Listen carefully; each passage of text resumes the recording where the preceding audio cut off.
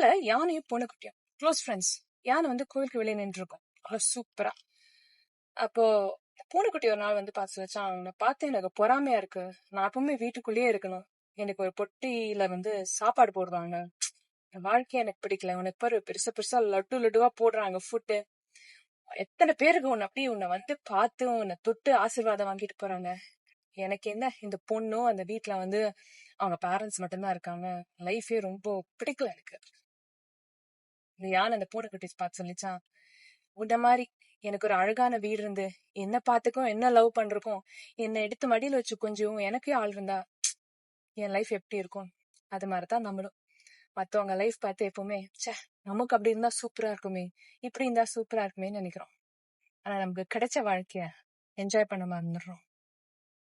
சின்னோண்டு லைஃப்ல இத்தனை ஆசை, எல்லாம் கிடைச்சாலும் எப்போ இன்னொன்னு வேணும், இன்னொன்னுக்கு ஆசைப்படுற நம்ம எப்ப மாறும்?